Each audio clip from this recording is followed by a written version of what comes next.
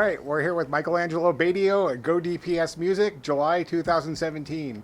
You haven't done that many clinics this year, have you? No, no. It's funny. Earlier in my career, I never even had an idea that a clinic existed. So I went from concerts and bands, transitioned to clinics, and I've had a really long run doing clinics. I mean, not many people have done more than me, and probably been as successful as I have in it. But over the years, the last few years, I've seen kind of the writing on the wall, and you get to a point where you want to, the passion. I was starting to lose it for clinics. I like playing with the band, so I reformed Nitro, talked to the singer Jim Gillette, and we're working with the A League in every area. So that's going to be really the future. I'm not saying I'm not doing clinics. I still love them, but the passion's in it more that I don't get to do as many. It's really transitioned into concerts. Like 90% of what I do is concerts, whether it's solo or with a band, and then Nitro's going to kick in later this year. I've learned, I have a degree in music, so I can talk about color pointillism and stretto and counterpoint and recapitulations in sonata form. I can say a lot of words that nobody knows about it, really cares about. So what I do in clinics is kind of how I approached instructional programs. Keep it simple. And so what I'm going to talk about is a lot of the Chromacast products that I have, signature models and things with, but also talk about rock and roll stories. I mean, I've toured in 58 countries, and I mean, I've seen more of China than most Chinese. I'm going there for the 15th time in August. So I like to talk about what it's like in music. And I'm going to talk about something else that I think is really important. You read about the decline of rock and you read about the decline of guitar, and I've thought about this a lot. And there is one reason it's not really declining. We need pop stars to play instruments again. Taylor Swift sells more guitars to girls than any other person in the world. Acoustic guitars overtook electric guitars, and there's one main reason. A lot of girls are buying guitars. Why? Taylor Swift. If you think of the past, the Jackson 5, there's Michael Jackson singing, his brothers are playing instruments. And so we need pop stars to quit lip syncing and to start actually lip sync a guitar. Make a guitar, but put a guitar in your hands and you're going to see everything turn around overnight. And guitar is still the most popular instrument in the world. But my mantra today is to think about pop music and take it a little bit away from computers and bring it back to real people. Michael Jackson's Thriller. There's Steve Lukather there rocking in the background. They were real players doing real things and selling millions and millions of albums. Doug Marks, he's the founder. When you think of the instructional video, he's the man. He's the first. Okay, so and then Jim and I and Doug have this long history together. And one thing that we all have in common, we're all workaholics. We've all done things that were different. We've all thought outside the box. I never wanted to do a Nitro reunion, and I never even did a Nitro song up until last year ever. And it's the thing where Nitro was such an intense band because Jim Gillette is like put it this way, he is a person that he's like a leader that can get millions of people to follow him. He can tell you black is white and white is black enough times where after a while you start to believe it. It's very rare that people are like this. So when I know what Nitro was in the past, it was so outrageous in every area. I didn't know if my brain could handle it or my body. But I thought after doing clinics for so many years, I have 12 solo albums. I've reached the pinnacle of success in what I do. Monetarily, I've been voted the #1 in a million magazines. So I've gotten accolades all over the world. I don't really care about that. I just care about being happy. And I started getting to the point where playing on stage as a one-man show wasn't doing it for me anymore. And so I talked to Jim, and I knew what I was getting into. And I'll give you an example. Here's the first thing. He comes over to my house. We're working on songs.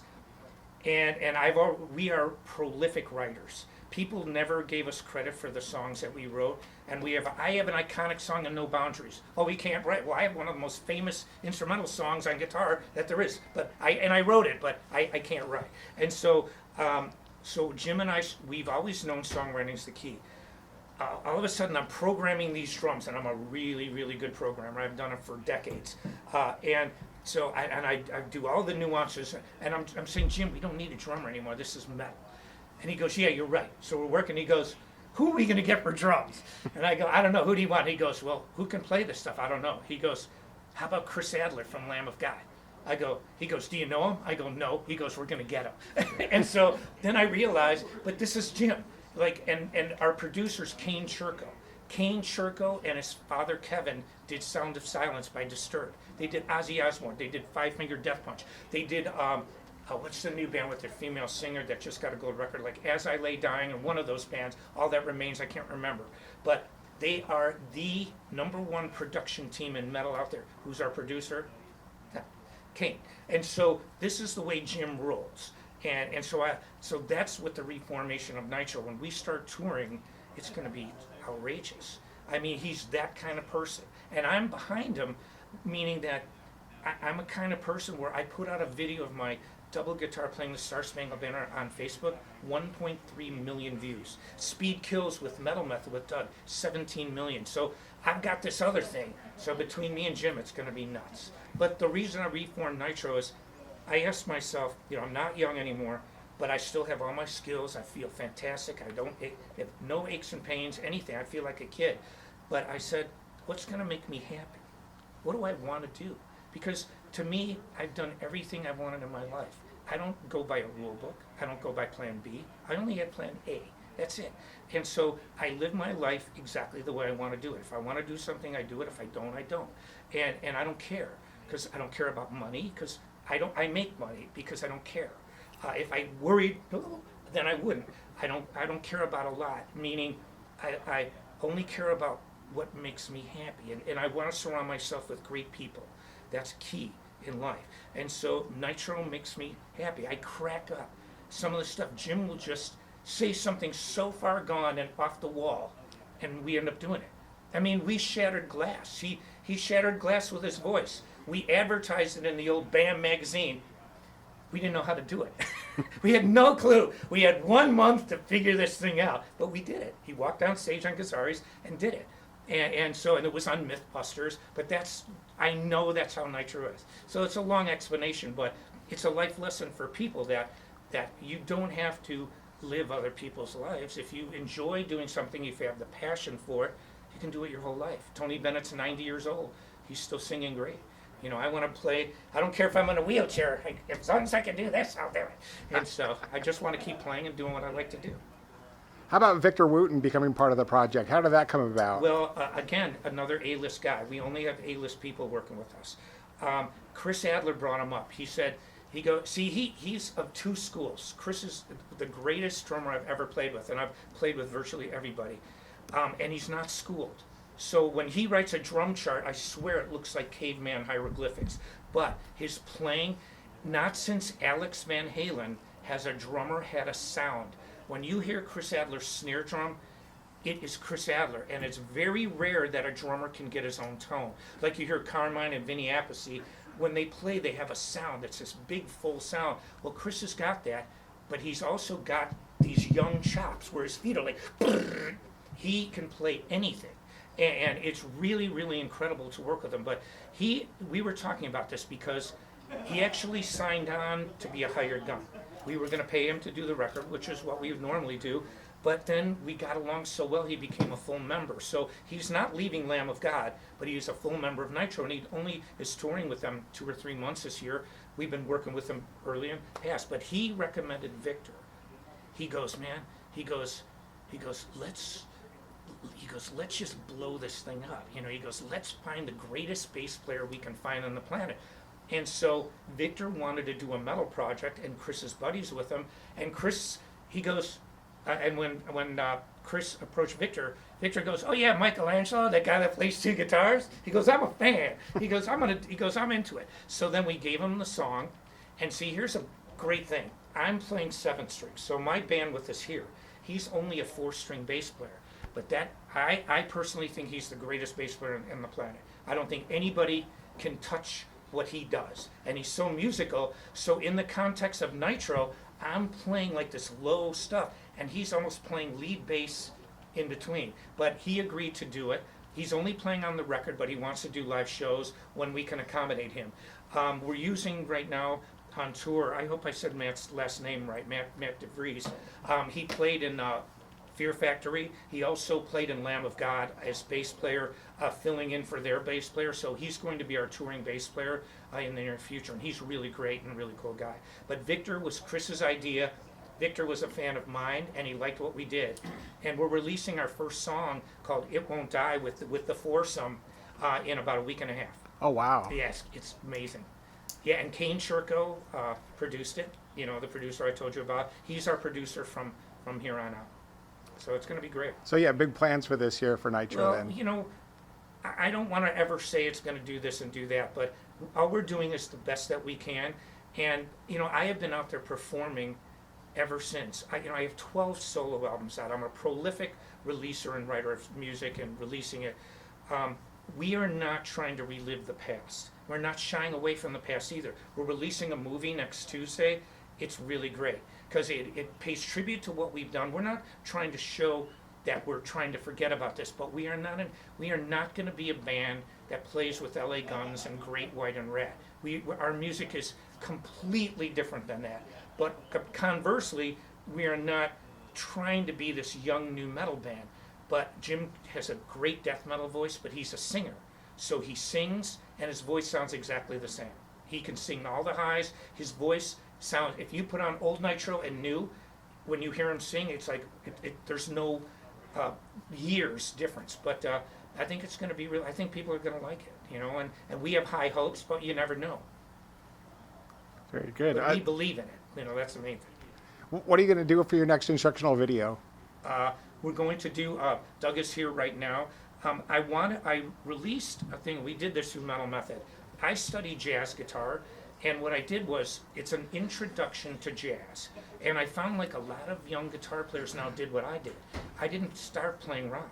I started playing jazz, but I liked rock more. I just like the aggression, and I like more girls in the audience, let's face it. And so, but what I did was I wrote 25 jazz progressions, and basically it'd be like a 1-6-2-5, and then, for example, C major 7th can be substituted by an E minor 7th chord. They have tones in common. So the first half is the progression, the second half is a substitution of the first half. So if people don't want to know that, it's a 25-week course, and I wrote it with there was a jazz guitarist that I took lessons from when I was a teenager named Stu Pierce. And he was from Chicago, and when I was going to college, he was a really great jazz teacher. So he introduced me to this idea, and then I took it and I made it into a course. So that's what we're going to do. We released it on DVD, but it wasn't me teaching it, and it didn't really do that well. I don't think people got it. But when I explain what this is, it's an introductory course to listening to the sounds of jazz. So I'm not trying to teach somebody to play bebop or you know, Charlie Parker or even Joe Pass or Charlie Christian. What it is about, okay, you've got to learn these chords, C minor 7, C sharp diminished 7, augmented 11ths where you roll your thumb over the guitar. That's what it's about. And it sounds like a lot, but it's actually, when you learn it, it's very musical, and it's an introductory course to learning the sounds of jazz. And from Russia to Italy, and now you're in the Caneo Valley at Yeah. the Chromacast headquarters. What products are you going to be talking about tonight as far as Chromacast? Well, I have several products with Chromacast. So we have the MAB strings, which I'm going to play. I play 7-string in Nitro, only 7. There's really no 6-string anymore. So we have a custom 7-string set, and I love the strings. They're great live. They're great in the studio. One of the things I talked about was I'm very exact when it comes to intonation. I'm a freak about it, especially in the studio. There are brands of guitar strings out there that you can't intonate that accurately, and because they're not that good. These strings have stood that test. They're really great. So we're going to talk about the strings. I have MAB signature cable, and I really like it. It's very durable live. I've never broken one, and there's a lifetime guarantee. But they're great, and they've got my little logo on it, which it's like cool. But they sound great, and they're durable. We're also going to talk about the Mikey Gig Bag, another great product from Chromacast, and we made the MAB string dampener, a Chromacast product, and it's a very reasonable price now. And And one of the, now a lot of people use fret wraps and all this thing, and I made a joke that the only wrap I want is around a chicken sandwich. But it's kind of true because I have a patent on this, and I've actually bought every size of these fret wrap things that I can find, and I've A/B'd them against it. They suck compared to this. And I'm going to demonstrate this today because instead of moving something up and down and being artsy about it, you just put the dampener down. It does its job. When you're done, you lift it up, and there's no drilling on your guitar. This is a much better product, and I'm going to just explain why. Plus, it's really cost effective. People